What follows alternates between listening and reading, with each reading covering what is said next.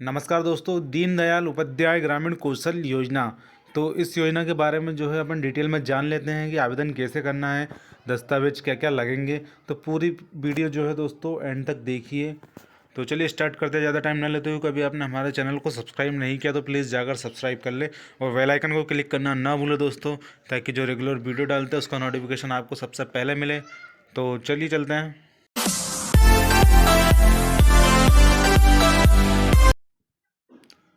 दीनदयाल उपाध्याय ग्रामीण कौशल्य योजना DDU-GK ग्रामीण विकास मंत्रालय MORD का कौशल प्रशिक्षण और नियुक्ति कार्यक्रम ग्रामीण गरीब युवाओं पर अपना ध्यान केंद्रित करने के और इसे प्रमुखता के माध्यम से स्थायी रोजगार पर बढ़ावा देने के कारण अन्य कौशल प्रशिक्षण कार्यक्रमों में एक अद्वितीय स्थान रखती है दोस्तों। तो और नियुक्ति के बाद जो है ट्रैकिंग, प्रतिधारण और करियर की प्रगति के लिए प्रोत्साहन दिए जाते हैं। दीनदयाल उपाध्याय ग्रामीण कौशल योजना की विशेषताएं जो है गरीबों और हसिया पर आ चुके लोगों को लाभ प्राप्त करने में सक्षम बनाना है। ग्रामीण गरीबों को बिना किसी शुल्क के कौशल प्रशिक्षण, समावेशी कार्यक्रम डिज़ाइन, सामाजिक रूप से वंचित समूह, अनुसूचित जाति, अनुसूचित जनजाति 50%, अल्पसंख्यक 15% और महिलाएं 33% का अनिवार्य कवरेज देती है। प्रशिक्षण से कैरियर की प्रगति पर जोर देना, नौकरी प्रतिधारण, कैरियर की प्रगति और विदेश में नियुक्ति के लिए प्रोत्साहन प्रदान करने में अग्रणी होना। नियुक्त उम्मीदवारों के लिए अधिक समर्थन, नियुक्ति के बाद समर्थन, प्रवासन समर्थन और पूर्व छात्रों के साथ नेटवर्क बनाना। प्लेसमेंट साझेदारी बनाने के लिए सक्रिय दृष्टिकोण, कम से कम 75% उम्मीदवारों के लिए गारंटीकृत प्लेसमेंट। कार्यान्वयन भागीदारों की क्षमता बढ़ाना, नए प्रशिक्षण सेवा जो है प्रदाताओं का पोषण करना और उनके कौशल का विकास करना है। क्षेत्रीय फोकस, जम्मू और कश्मीर, हिमायत, उत्तर पूर्वी क्षेत्र और 27 वामपंथी चरमपंथी LWE जिलों रोशनी में गरीब ग्रामीण युवाओं के लिए परियोजना पर अधिक जोर देना। मानक आधारित वितरण, सभी कार्यक्रम गतिविधियां मानक संचालक प्रक्रियाओं के अधीन हैं जो स्थानीय निरीक्षणों द्वारा व्याख्या के लिए खुली नहीं है।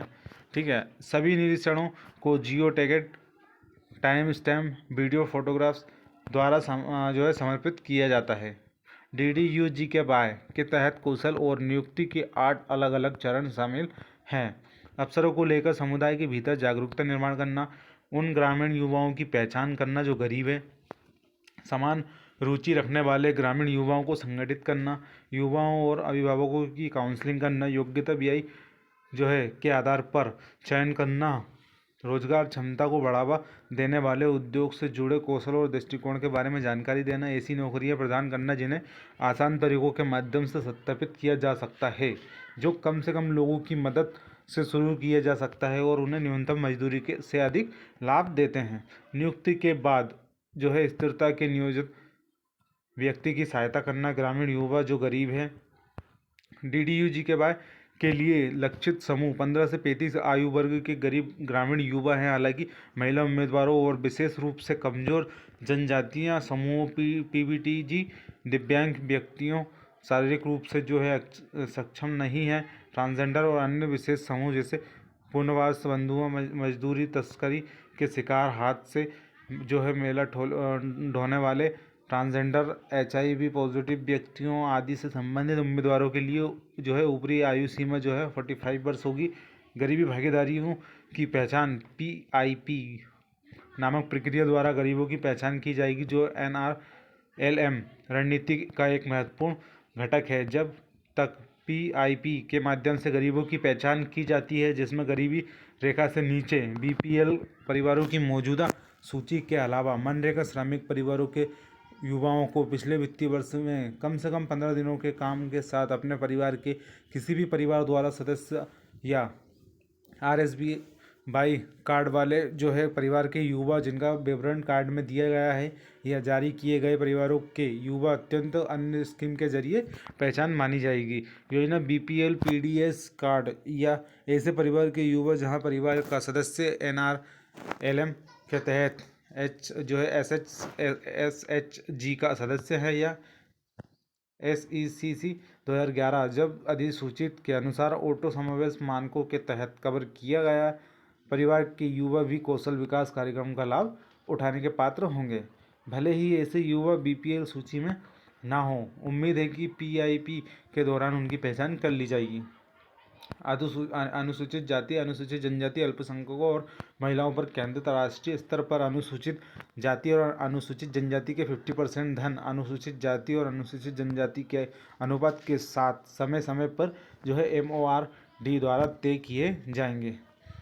अल्पसंख्यक समूह के लाभार्थियों के लिए 15% धनराशि अलग रखी जाएगी। राज्यों को ये सुनिश्चित करना चाहिए कि कम से कम 3% लाभार्थी दिव्यांग समूह में से हो। कवर किए गए व्यक्तियों में से 1/3 महिलाएं होनी चाहिए। ये निर्धारण केवल न्यूनतम है, हालांकि अनुसूचित जाति और अनुसूचित जनजाति के लक्ष्यों को आपस में बदला जा सकता है यदि दोनों में से कोई भी पात्र लाभार्थी नहीं है। श्रेणी और जिले जो है इसे जिले ग्रामीण विकास एजेंसी DRDA द्वारा प्रमाणित किया जाता है। दिव्यांग लोगों के मामले में अलग से प्रोजेक्ट प्रस्तुत करने होंगे। इन परियोजनाओं के अलग अलग प्रशिक्षण केंद्र होंगे। यूनिट की लागत इन जो है उल्लिखित दिशा निर्देश से अलग होगी।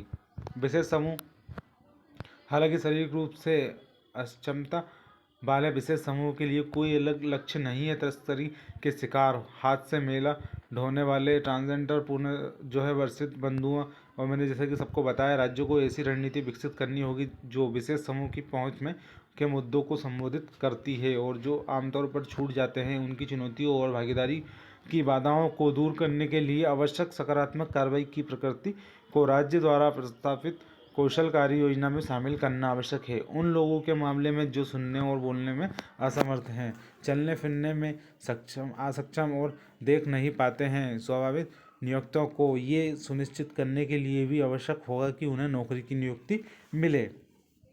शारीरिक रूप से अक्षमता वाले लोगों की नियुक्ति से जुड़े प्रशिक्षण एक नोट जो है आप http://duduk.by.government.in से प्राप्त कर सकते हैं। वो जो भी जितनी भी इन्फॉर्मेशन चाहिए तो आप यहाँ से आप जो है कलेक्ट कर सकते हैं। इच्छुक पात्र व्यक्ति लिंक के माध्यम से निकटतम स्वयं नामांकन पर जाएं, ठीक है। तो वहाँ से आप ऑनलाइन भी अपना अप्लाई कर सकते हैं। पंजीकरण के प्रकार को चुनें, ताज़ा पंजीकरण, अपूर्ण जो भी है SECC विवरण भरें, अपना जो है पता भरें, व्यक्तिगत जानकारी भरें, प्रशिक्षण कार्यक्रम विवरण भरें, किसी विशेष क्षेत्र के लिए उम्मीदवारों की पसंद करें, ठीक है। आवेदन पत्र जमा करें।